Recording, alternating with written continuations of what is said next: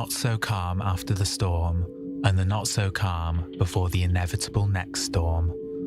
Around 500,000 Israelis took to the streets for the 13th consecutive Saturday, and, for the first time since Prime Minister Benjamin Netanyahu announced a pause to the controversial judicial overhauls that have brought people to the streets every weekend since January. But despite the postponement of legislation and consultations with opposition leaders, demonstrators feel that they still need to protest until the overhaul gets taken fully off the table.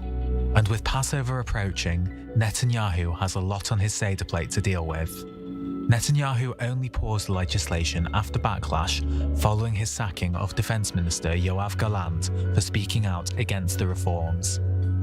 This angered influential coalition partner Itamar Ben-Gvir. In order to appease him, Netanyahu reportedly gave the far-right National Security Minister permission to form a National Guard. Meanwhile, the Prime Minister has had to deal with the breakdown of his relationship with the US, with President Biden speaking out against the reforms and stating Netanyahu won't be receiving a White House invite anytime soon. But with a fractured country and fractured relationships with close allies, will Netanyahu continue to risk global alienation for what he believes in? Is giving Ben-Gvir a private army a clever political move from Netanyahu, or is he playing with fire? Will the Israeli opposition ever say Dayenu and settle for a compromise, or will it never be enough? Should the protesters continue to demonstrate during this pause, or should they wait for the results of the talks? What's next for Israel's judicial reforms?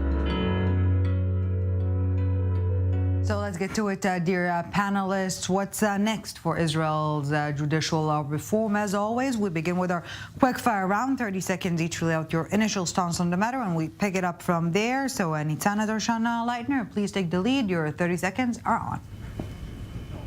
Well, thank you very much. I believe that the coalition right now is in a disinvaded stage, and therefore they should try to pass the non-disputed amendments in the judicial reform, which are the issues of the reasonableness, the issue of repealing the laws, and the issue of legal advisors.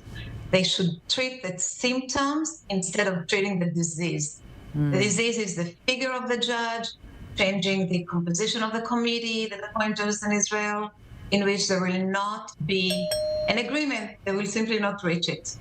But in the symptoms are treated, you can live with the disease. Yeah. After all, what do we want? Will not be able to overturn laws with a wave of the hand, and will be able to overturn government actions based on codes. Yes, and later we will put a quick stop right here and continue in a split second. We'll just wrap up the first round. Moshe Raz, your thoughts?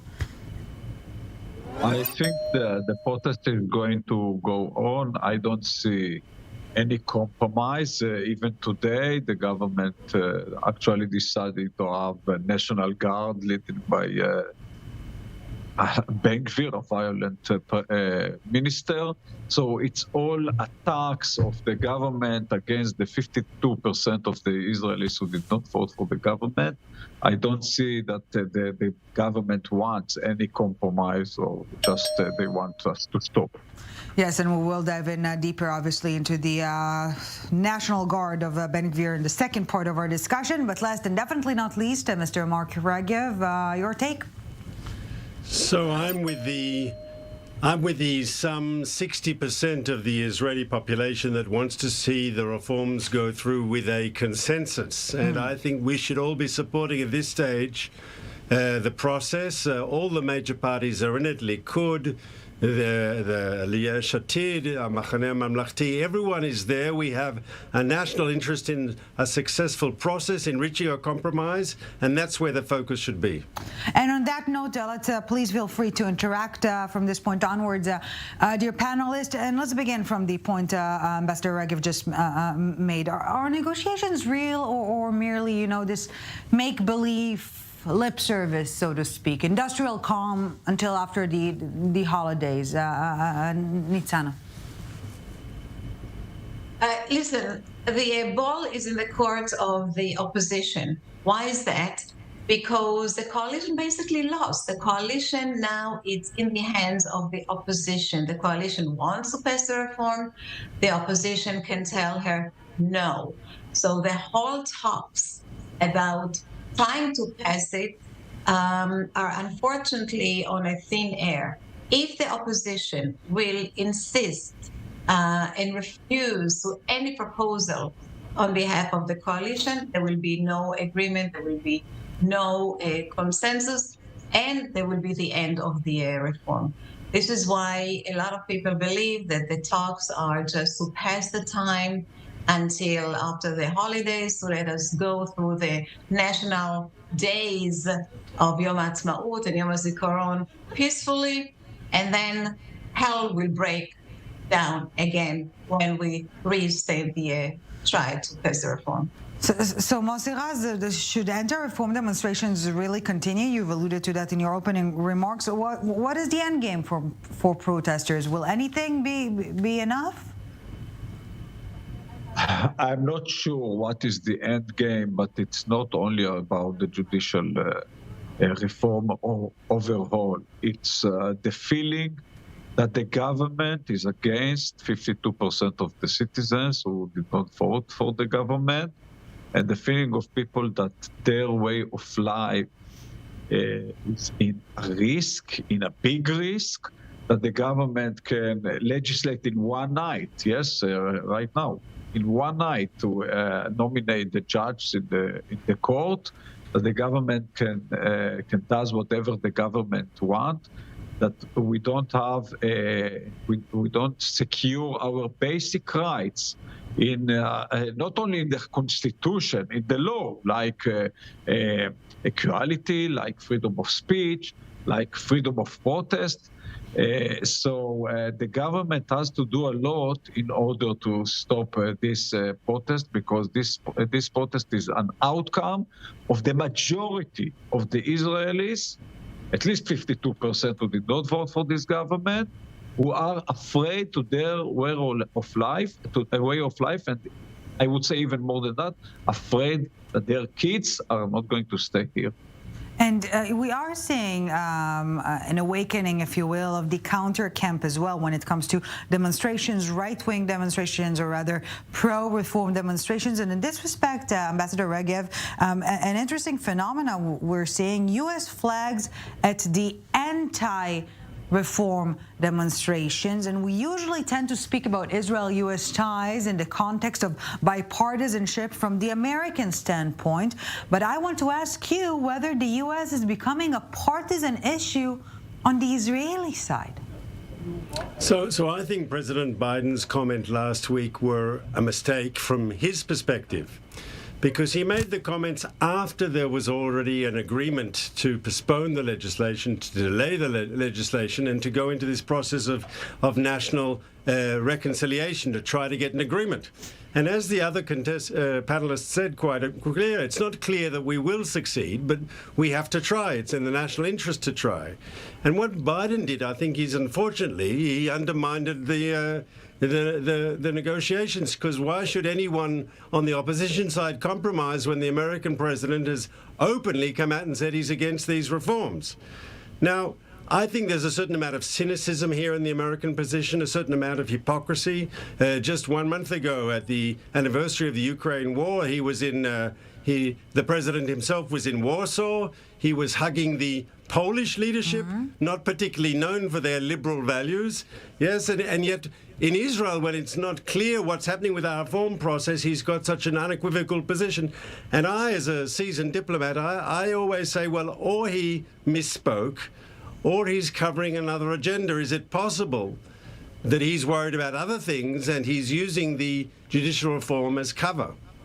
So, Nitzana Darshan-Leitner, you're hearing Ambassador Regev and you're hearing Moshe Raz saying the protests are no longer just about the judicial overhaul, but rather against the government. President Biden not necessarily just voicing concern over the judicial overhaul, but rather the government. Is it all essentially just politics? Of course it's politics. Of course it's politics.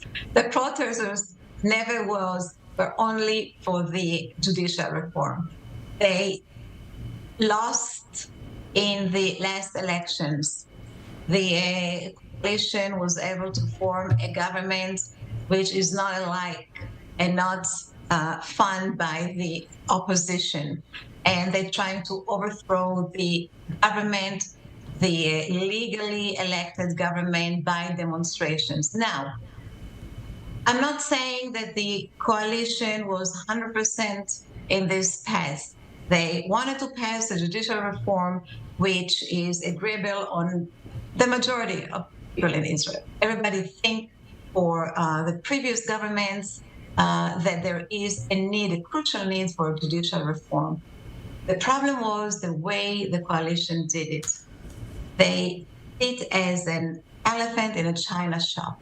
Yeah. Not only they passed the judicial reform in all four forms, the committee of the judges and the unreasonableness and the overruling clause and the legal advisors and canceling the laws and basic laws and all that stuff all at once and rushed with it.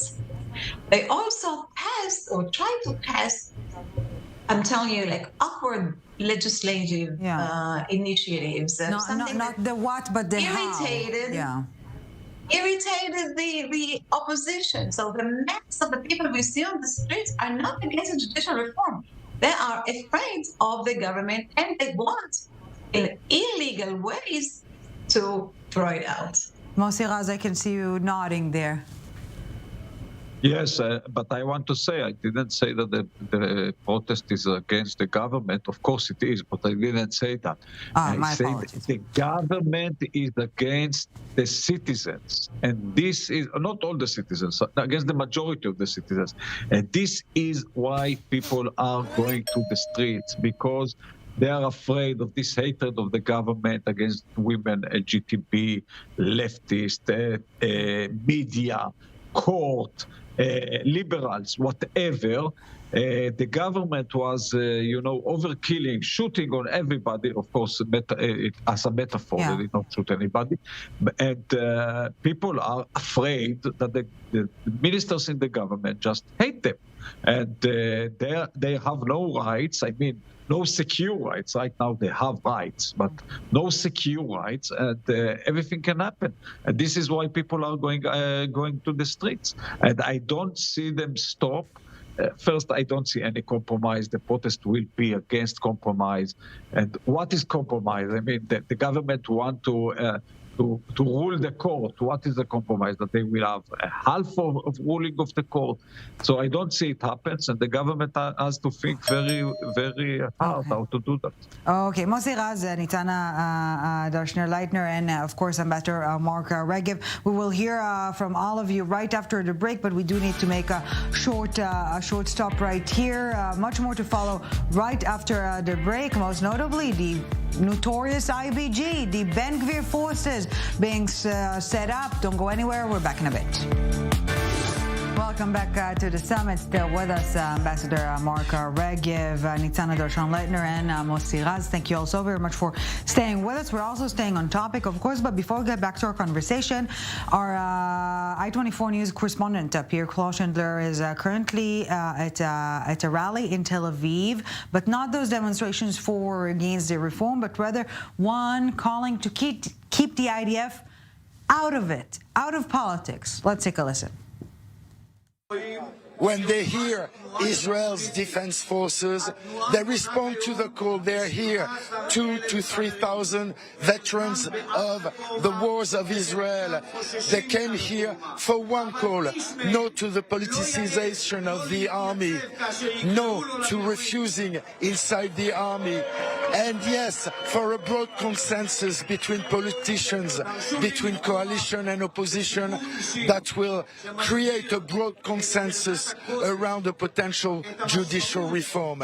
And they've been here armed with the Israeli national flag, but also with their own units. This is the infantry Golani Brigade, and they came here serving in the reserve. And you have here the flag of the unit of the combat engineering and hear of the armored brigade, and they've come, answered the call because they say they've fought shoulder to shoulder, and they cannot understand that people would fight between themselves within Israeli society. This is Pierre Clochendler, I-24 News, Tel Aviv.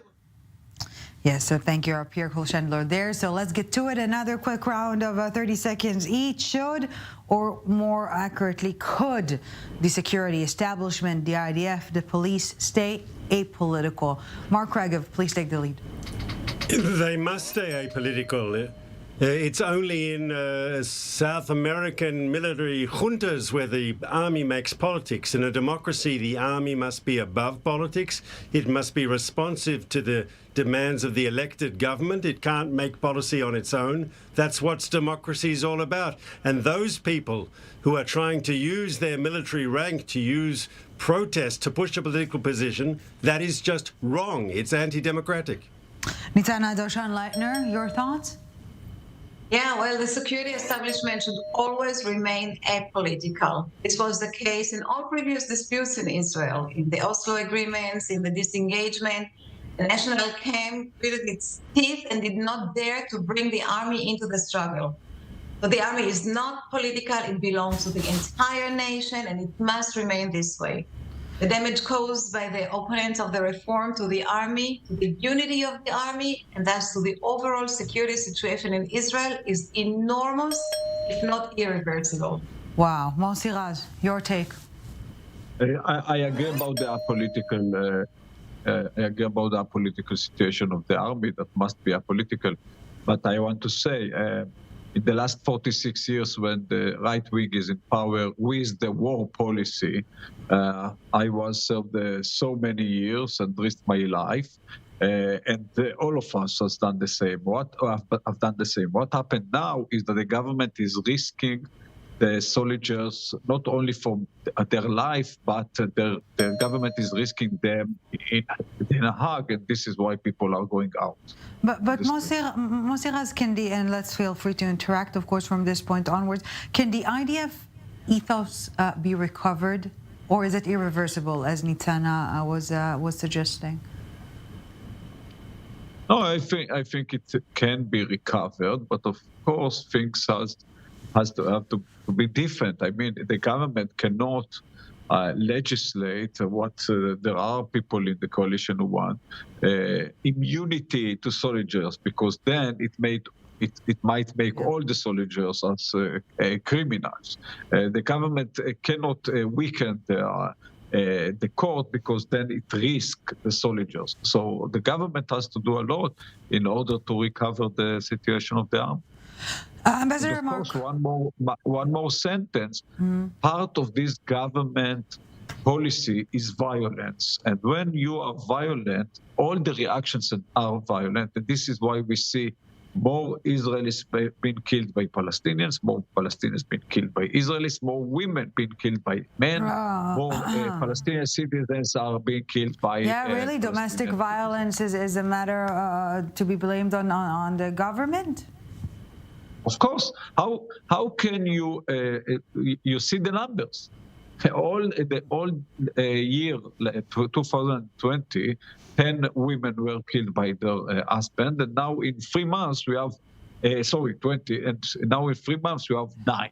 How can you explain that? When the government and the ministers encourage people to use guns, this is the outcome. What do you think, that you are going to encourage violence and there will be no outcome? I think Mossi went too far. No, but this is the fact. No reason for, no excuse for anybody to utilize the army as a private weapon to go and battle and use it for his own benefit to obstruct the government's policy. This is something that never happened before, and unfortunately now might occur again, because once the genie is out of the bottle, you can't bring it back. and everybody that will be dissatisfied with the policy of the government and just come and say, I'm not going to serve in the army. Like a hospital will come and say, I will not treat patients because I don't like what the government say. And to blame the government for the increasing violence just because I don't understand even the reason. The minister is in charge and so and X of the government. Come on, give us a break. It's not. This is just to find excuses for an illegal behavior of soldiers in reserves that decided they are privileged enough not to come and volunteer and to serve their duty in the army. Ambassador Regev, a point of no return? No, I hope not. Obviously, mistakes have been made and we have to overcome them, but we have to be hopeful about the future. And as I said at the very beginning, I hope we can reach a compromise in these talks.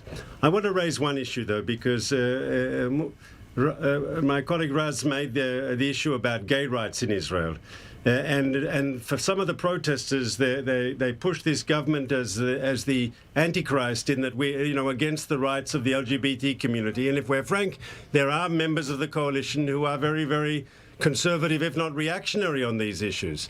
But this is the same government that made a groundbreaking election for the first time in the history of Israel of an openly gay Speaker of Knesset, with the ultra-Orthodox forced to vote for him in coalition discipline. So I think it's wrong to say that this government is against LGBT rights. And I think Moshe Raz said something very true. He said for many of the protesters, it's not only about the judicial reform. They want to bring the government down. You see that with the posters which say Prime Minister. It's the same protesters that were protesting well before there was this judicial reform was even on the table. And so I think that's why it's important. Now, I'd like to just add one small point. Please. There was polling over the weekend, and in all the polling we saw the centrist party of Benny Gantz that wants to see a compromise solution, it has gone right up. And I think that's where most Israelis are. They want to see these reforms go through in a compromise. And the extremists of the far right and the far left, that's not where the Israeli public is. So as we wrap up our conversation, should or would Benny Gantz team up with Netanyahu and expand the government to the center? Briefly, each and every one before we wrap it up. Mark Regev, yes or no? It's up to Benny Gantz. Up to Benny Gantz. Look, Benny Gantz has to decide what he is, because he can be the responsible adult and work out a compromise with Netanyahu. I don't think he can out Lapid. He definitely can't out Merav Michaeli. If he's playing on that, game, he's going to lose. Yeah. But he can, I think, move into the center stage by being the responsible adult and showing where most of the Israeli public is. They want these reforms to go through with consensus. Yeah, Moshe Raz, Gantz instead of Ben-Gvir, yes or no? No, I don't think it's possible at all. When Gantz joined the government with Netanyahu, he lost most of his seats in the Knesset.